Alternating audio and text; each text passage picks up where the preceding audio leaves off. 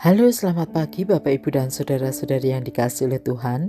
Kita berjumpa lagi dalam Salam Pagi. Mari kita berdoa. Tuhan, terima kasih untuk hari yang baru, dan kami akan mengawalinya dengan membaca dan merenungkan firman-Mu. Kiranya Tuhan menolong kami. Di dalam nama Tuhan Yesus kami berdoa. Amin.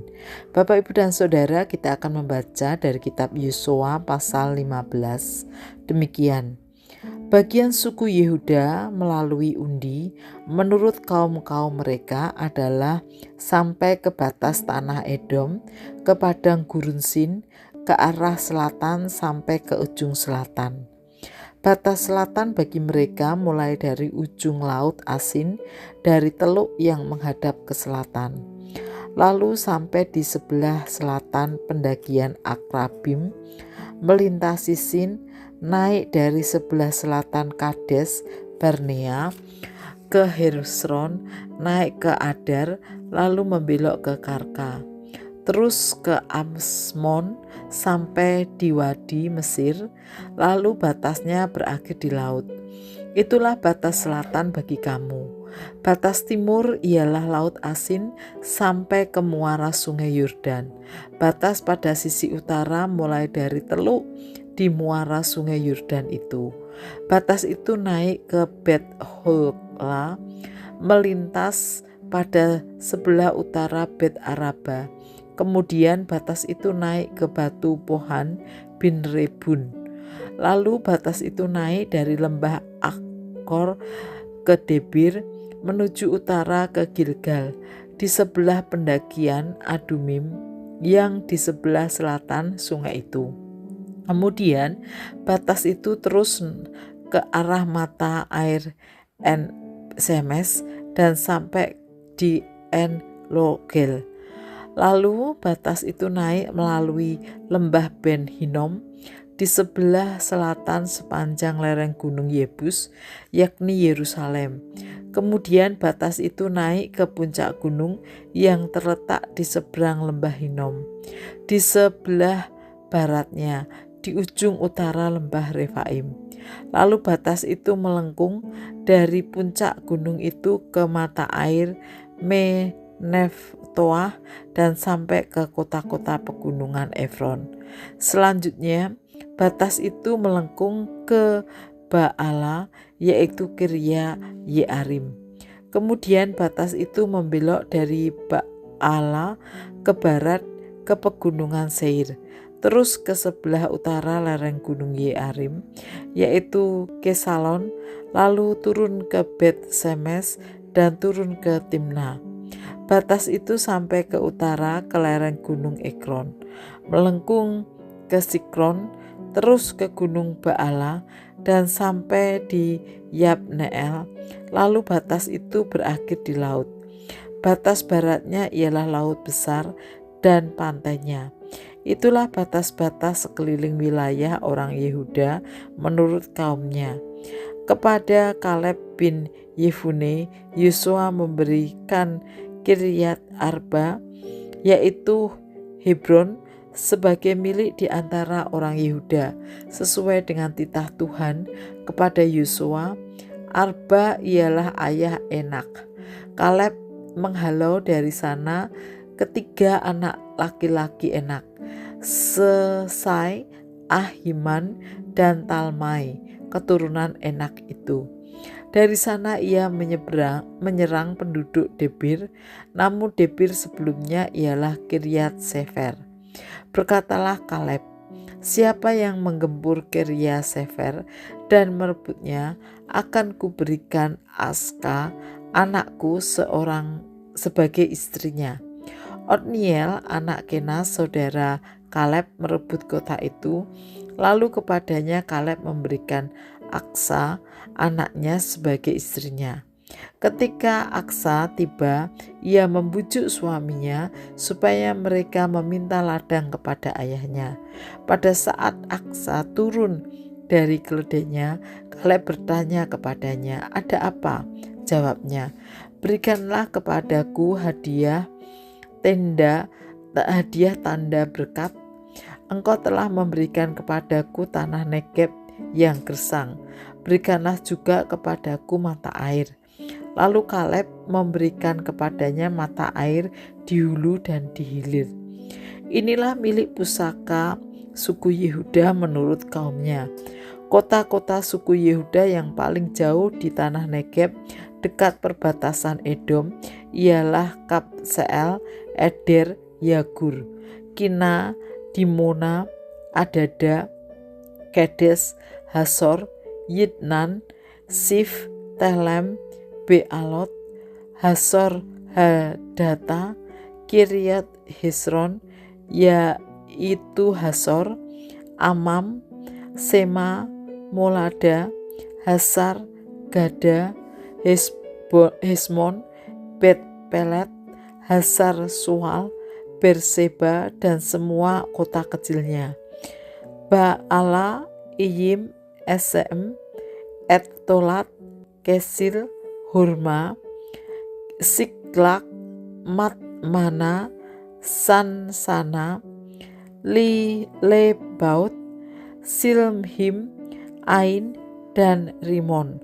Seluruhnya 29 kota dengan desa-desanya. Di Sefela, Estaol, Sora, Asna, Sozanoah, Engenim, Tapuah, Enam, Yarmut, Adulam, Soko, Aseka, Yaraim, Aditahim, Gedera, dan Gederotaim, 14 kota dengan desa-desanya. Senan, Hadasa, Migdalgat, Dilean, Mispa, Yokteel, Lakis, Boskat, Eklon, Kabon, Lahmas, Kitlis, Generot, Bedogan, Naama, dan Makeda, 16 kota dengan desa-desanya. Libna, Eter, Asan, Yiftah, Asna, Senim, Kehila, Aksib, dan Maresa, 9 kota dengan desa-desanya. Ekron dengan semua kota kecil dan desanya, mulai dari Ekron sampai ke laut, semua yang dekat Asdod dan desa-desanya. Asdod dengan semua kota kecil dan desa-desanya, Gaza dengan semua kota kecil dan desa-desanya, sampai ke Wadi Mesir, laut besar dan pantainya. Juga di pegunungan, Samir, Yatir, Soko, Dana, Kiryat Sana, yaitu Debir, Anab, Estemo, Anim, Gosien, Holon, dan Gilo, 11 kota dengan desa-desanya. Arab, Duma, Esan, Yanum, Bet-Tapuah, Afeka, Humta, Kiryat Arba, yaitu Hebron, dan Sior, 9 kota dengan desa-desanya. Maon, Karmel, Sif, Yuta, Yesriel, Yokdeam, Sanoah, Kain, Gibea, dan Timna, 10 kota dengan desa-desanya. Halul, Betsur, Gedor, Ma'arat, Bet-Anon, Bet-Anot, dan Eltekon, 6 kota dengan desa-desanya. Kiryat Baal, yaitu Kiryat Yearim, dan Raba, 2 kota dengan desa-desanya. Di padang gurun, Bet Araba, Midin, Sakaka, Nipsan, kota garam, dan En-Gedi, 6 kota dengan desa-desanya. Tetapi orang Yebus, penduduk kota Yerusalem, belum dapat dihalau orang Yehuda. Orang Yebus itu masih tinggal bersama orang Yehuda di Yerusalem sampai hari ini. Bapak, Ibu, dan saudara-saudari yang dikasihi oleh Tuhan, dari pasal 15 ini kita belajar bagaimana suku Yehuda yang menjadi salah satu suku di Israel mendapatkan bagian atau wilayah yang dapat mereka tinggali. Jumlah suku Yehuda cukup bahkan sangat banyak di tengah-tengah umat Israel. Namun demikian, wilayah yang mereka terima tetap ada batas-batasnya. Hal ini menjadi penting karena setiap suku memiliki bagiannya masing-masing, termasuk Yehuda. Jadi Yehuda menerima wilayah dengan batas-batas tertentu. Kedua, batas-batas itu juga menjadi hal yang penting supaya suku Yehuda yang di dalamnya ada begitu banyak keluarga mengelola sedemikian rupa sehingga wilayah atau tanah yang diberikan oleh Tuhan mencukupkan pemenuhan kebutuhan semua anggota keluarga di suku Yehuda. Bapak, Ibu, dan Saudara yang dikasihi oleh Tuhan, dari sini kita belajar bahwa berkat-berkat Tuhan tidak selalu tanpa batas. Bahkan berkat-berkat Tuhan yang kita terima kadang terbatas. Namun demikian, hal itu justru mengajarkan kepada kita bagaimana kita diajar untuk mengelola, memanage sedemikian rupa agar berkat Tuhan itu mencukupkan kebutuhan kita. Dengan demikian, kita diminta untuk bijaksana dalam menggunakan setiap berkat Tuhan. Mari kita berdoa. Tuhan, terima kasih untuk berkat-Mu yang tak pernah berhenti atas hidup kami. Ajarkan kepada kami untuk mengelolanya sedemikian rupa, sehingga setiap berkat Tuhan dapat kami kelola dengan benar dan mencukupkan setiap kebutuhan yang kami perlukan. Karena itu Tuhan, rahmati kami dengan hikmat-Mu. Di dalam nama Tuhan Yesus kami berdoa.